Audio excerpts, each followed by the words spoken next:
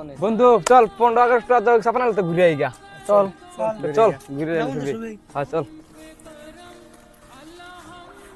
গাড়ি দুই খাইলা তে রফিকটা লই তোরা কি কস?